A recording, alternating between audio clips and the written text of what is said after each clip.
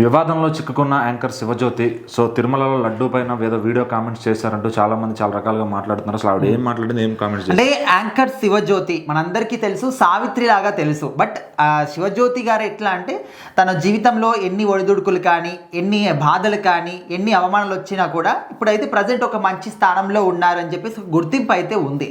But ఇలాంటి సమయంలో ఒక వివాదంలో మాత్రం శివజ్యోతి గారు ఇరుక్కోవడం జరిగింది.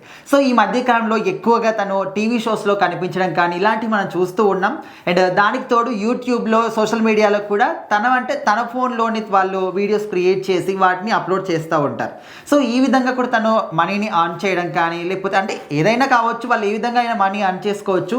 బట్ ఇప్పుడు ఇలాంటి వివాదాల్లో మాత్రం చాలా రేర్గా చాలామంది అంటే ఎన్నో రకాలుగా మాట్లాడుతూ ఉంటారు. బట్ మాట్లాడినప్పుడు ఆ మాట సరైందేనా కాదా అని చెప్పేసి ఆచితూచి మరీ మాట్లాడాలి. సో ఈ విధంగా లేనిపోంది మాట్లాడి వివాదాలు చిక్కునే వాళ్ళు చాలా మంది కూడా సెలబ్రిటీస్ ఉంటారు. ఇప్పుడు సాధారణ ప్రజలు ఏది మాట్లాడినా కూడా ఎవరైనా పట్టించుకుంటారంటే దాన్ని ఎక్కువగా కొంతమంది ఏదో వాళ్ళకి తెలిసిన వాళ్ళు పట్టించుకుంటారు తప్ప ఎవరు కూడా దాన్ని ఎక్కువగా సీరియస్గా తీసుకోరు.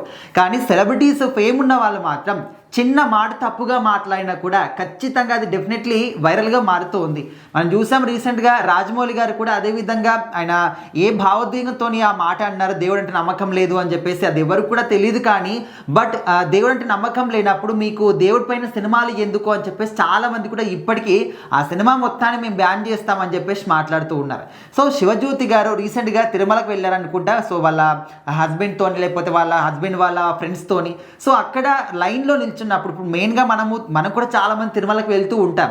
సో క్యూ లైన్లో వెళ్ళేటప్పుడు ఎవరి దగ్గర కూడా సెల్ ఫోన్ అనేది ఉండదు. ఆల్రెడీ ముందుగానే చెక్ చేసి పంపిస్తూ ఉంటారు. బట్ వీళ్ళకు ఆ క్యూ లైన్లో ఉన్నప్పుడు ఫోన్ ఎవరిచ్చారు అనేది ఎవరు కూడా అర్థం కాని విషయం. సో అక్కడ క్యూ లైన్లో ఉంటూనే వాళ్ళు వీడియో తీసుకోవడం, ఆ వీడియోలో మాట్లాడుతున్నప్పుడు సో అక్కడ మనము చిన్నపిల్లలు ఉంటే వాళ్ళకు వేడి పాలు ఇవ్వడం కానీ, లేకపోతే సాధారణంగా భక్తులందరూ కూడా అప్పుడప్పుడు మధ్యలో ప్రసాదాలు కూడా ఇస్తూ ఉంటారు. సో అప్పుడు వీళ్ళు మాట్లాడుతున్నటువంటి ఈ మాటలు ఇప్పుడు వాళ్ళ వివాదంలో చిక్కుకోవడానికి కారణమైందనమాట.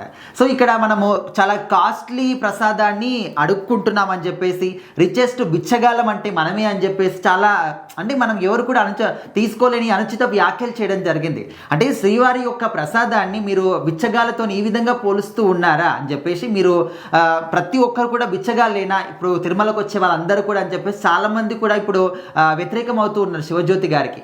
సో ఖచ్చితంగా మీరు మాత్రం బయటికి వచ్చి క్షమాపణ చెప్పాల్సిందే, లేకపోతే మేము ఏం చేస్తామో మాకు కూడా తెలీదు అనే విధంగా అందరూ కూడా అంటూ ఉన్నారు.